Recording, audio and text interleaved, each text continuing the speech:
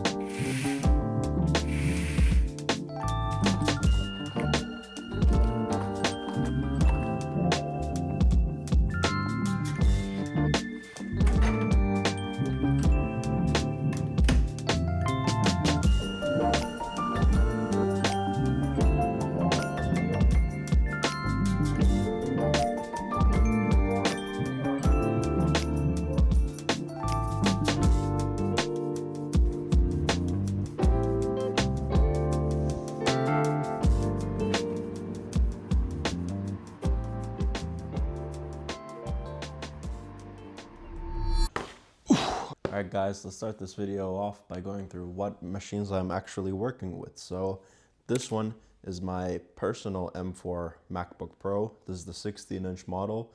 It has 48 gigabytes of RAM and a terabyte of storage. I bought this with my own money. This was my first adult money purchase that I actually had after I got out of the army, and yeah, this machine is very, very dear to me. I use it every single day of my life. I still appreciate it to this day.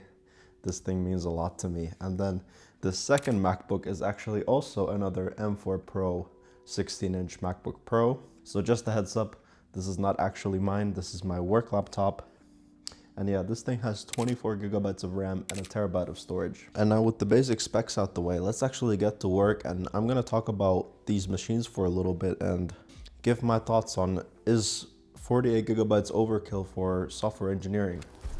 Alright, at this point in the video, I think it's relevant to discuss what I actually do with my computer. So I'm a full stack software engineer here in Finland, and at least to me, when I was a primary Windows user, 24 gigabytes of RAM sounded like heaven. It is an insane amount of RAM to have on a machine, but Macs actually use a unified pool of RAM. So the 24 gigabytes is actually for the GPU and the rest of the machine. When you think about it, you're gonna run out quick, especially with all these vibe-coded apps where they don't really pay attention to memory usage these days. I am running out of memory fast on my work laptop with 24 gigabytes. If you guys look right now, I'm idle on most of my apps and I'm sitting at 20 gigabytes used. And when I actually start working, I often go above the 24 gigabytes and then we end up using memory swap. And what memory swap on macOS actually means is that it's writing into your SSD, and that's pretty bad for the SSD health actually. This is my work laptop, so I don't really think that's that big of a deal. If this would happen on my personal machine, I would be pretty worried. So yeah, I have so many applications just open, like Google Chrome tabs, and all of that just builds up and eats your RAM. This doesn't happen at all on my personal machine because I have 48 gigabytes. That's already enough where your basic workflows won't get throttled by RAM, but you might think 24 is enough, and I thought so too, honestly, but I really wanted to be safe when I bought my personal machine, so I bumped it up all the way to 48, and I'm really glad I did that.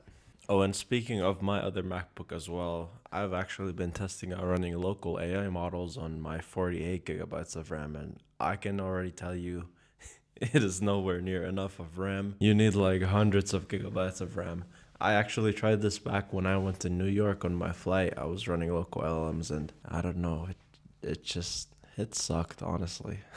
They were pretty bad. I know since then better local models have been released, but I still don't think it's worth it. You're just using your resources for no good reason, in my honest opinion. But yeah, if you guys are interested in AI and learning about AI, I'm gonna make a video clearing up some of these concepts because I feel like everyone is just vague posting about AI. So subscribe if you're interested in that.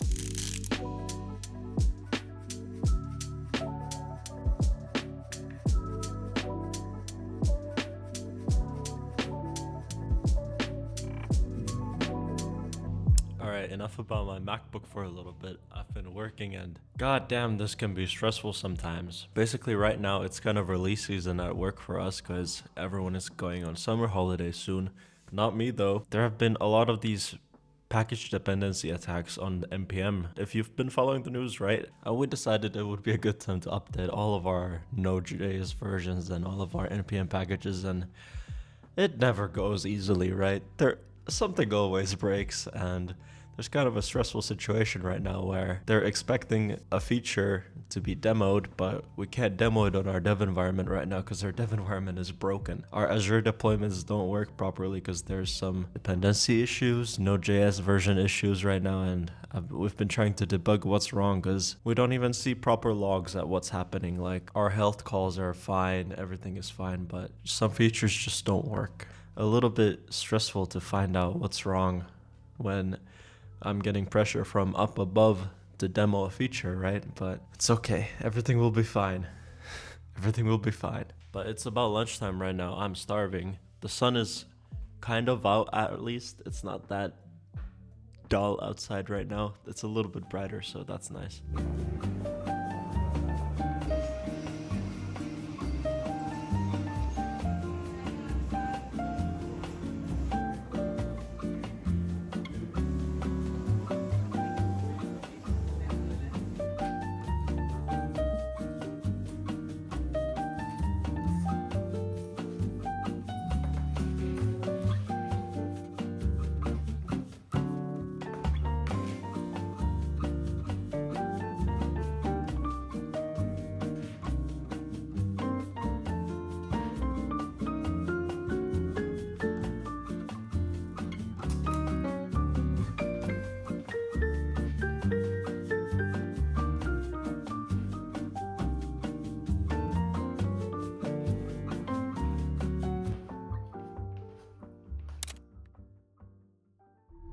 Man, that was a very much needed lunch. I've just been cooked today. There's just messages landing left and right nonstop. I can't catch a break. For real, had no time to cook today. I was really planning to go to a cafe today or to the co-working room upstairs, but I think I just have to stay home. I have to be ready to accept calls and things like that, so that sucks. But sometimes the days in my life just are like this. I'm just sitting at home staring at the MacBook, trying to get some work done. I wanted to take time to talk about the actual build of this MacBook Pro. And I think one of the most important parts for me about this thing is the ports. So the MacBook Pro has 3 Thunderbolt ports, 1 MagSafe port for the charging, a headphone jack, there's an HDMI port, and an SD card slot. That's a really good port variety compared to like the MacBook Air. You only get 2 Thunderbolt ports, you get the MagSafe port, and then you get a headphone jack. So yeah, that's not gonna cut it. Just all the peripherals I use would take up all of the Thunderbolt ports. So there's just so many different nuances, and when you're spending money on something like a MacBook, you really want to think about the future you. Like, spend that little extra cash so future you won't have to buy a new laptop. I think that's an important mindset to have when looking to buy one of these. And obviously I have both the gray and the black laptops. I personally prefer the black one. If you get the gray, I don't know what you're doing. People complain about the fingerprints on the black one, but I don't know, it's so much cleaner. Seriously, this thing is clean, especially in the dark, especially in photos. It's just aesthetic. You have to keep it clean. I'm a little bit bad at doing that, but you don't really notice the fingerprints. I don't care what anyone says. And of course, this whole thing is built from aluminum. It feels very premium. The trackpad and the keyboard, they're very nice. The trackpad is the best trackpad I've used on a laptop, period. I think everyone can agree on that. The keyboard is honestly nothing bad to say about it. I love the gestures on the trackpad so much that I actually bought the wireless trackpad and I bought the Magic Mouse because they really, like, something clicks in my brain when I get to use those gestures. It's really satisfying to me. I get like instant hits of dopamine when I can just swipe around. Then the screen on the MacBook Pros, it has 120 Hz refresh rate and the brightness goes up to 1000 nits sustained brightness for both SDR and full screen HDR content. And then for peak HDR highlights, it can push up to 1600 nits. It's pretty impressive because the MacBook Air only goes to around 600, I believe. And my 32-inch monitor from LG, the 6K monitor. It only goes up to 450 nits, and then the peak one is also about 600. So it's about MacBook Air levels. It's crazy because I paid $2,000 for that monitor itself, but that's a whole different story. I made a whole video about that previously if you guys want to check it out. I still think it's one of the best monitors for MacBooks, even though the brightness of that screen isn't that good. But yeah, back to this, like, this whole build quality is awesome. It feels premium. The only bad thing about this 16-inch Pro is that it is heavy. If I'm carrying both of these on my backpack, it weighs so much, and even just having one of them, you feel it throughout the day when you're walking around. So if you don't need the big screen real estate, I do recommend the 14-inch MacBook Pro. The Air is like not for me. The ports are a big problem. That's honestly all I have to say about the build quality on this thing. Even how the lid works. You can open the lid is so heavy that even the lid is so awesome, right? And the little lip to open the lid, Apple just thought this through so well. And then I think something else pretty cool about these laptops is macOS itself. I didn't know any of this, but if you have two MacBooks side by side like I have right now, you can control the other MacBook with one of them. Like, you can use the other MacBook as a second screen. Come here, I'll show you guys how. All right, so on the right here, I have my work laptop, and here I have my personal one. So look, you can actually, I'm controlling my work laptop right now, and as you can see, the dock is moving, everything's moving. Now, the mouse is on this laptop actually, and you see the dock moves here when I'm controlling this laptop.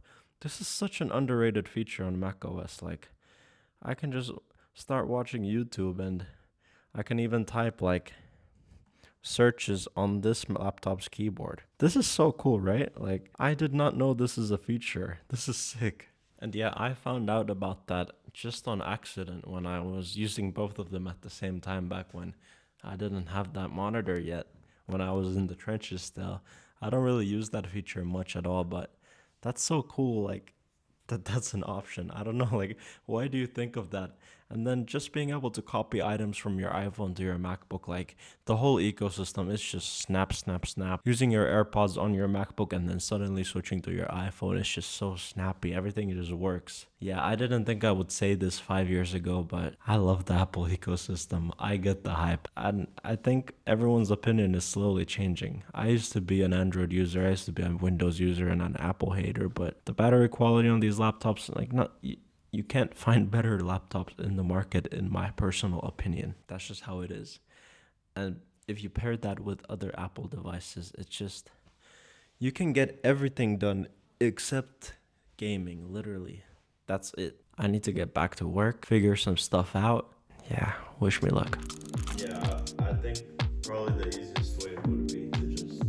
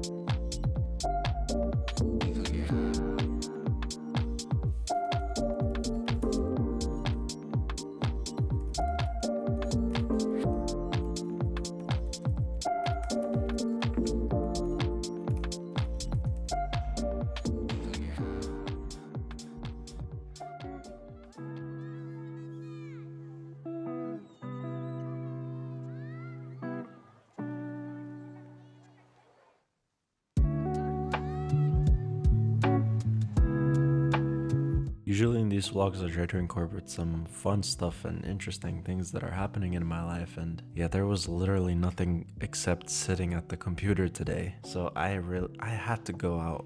And yeah, Finland is beautiful, especially during the summer. It's really awesome to just take in the nature, and the views, being near the sea is such a blessing. It's super, super cool. And yeah, by the way, this building burnt down near my home a few weeks ago. I could literally see the building burn from my apartment. It was very humbling to watch, So many people lost their homes and I'm just sitting comfortably at my home. Yeah, now they seem to be rebuilding this building, so I hope the people get their homes back. That really sucked. What a day it has been.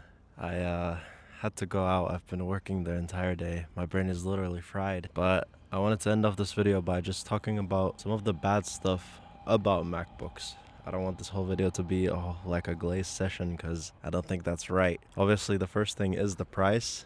It is extremely expensive. I paid $4 grand for my personal one, and I think the prices are increasing even more now because component prices are going up like crazy. A quick editor's note, as of end of June in 2026, Apple actually raised their prices as I predicted while recording this video. Now the equivalent M5 version of my M4 MacBook Pro would be 4,200 euros, at least here in Finland, compared to the 4,000 I paid at the time of purchasing the M4 Pro. And year over year, these prices for the equivalent model stay the same. So yeah, that sucks. If you're planning to buy a machine now, I personally think the prices will still continue to increase and waiting more will just hurt you. But do as you will with this information. So it's not really the average person's machine. That sucks, but you have to invest in yourself. You have to invest in your work when you want to take things seriously. And that's kind of the mindset I went with it when I bought mine, and I don't regret it. I'm glad I bought it. I feel like my whole world has kind of turned around after I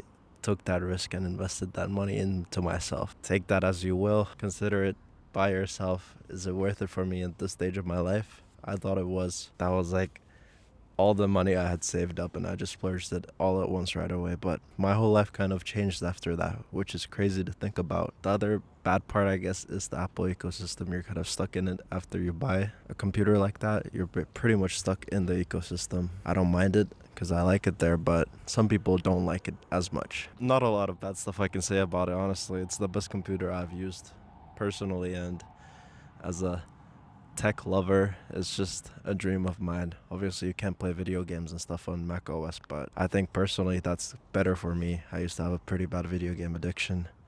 Now, I don't even have the option to play games. I just have to focus on what's important, and that's a good thing. But yeah, thank you guys for watching this video. Hope you enjoyed it.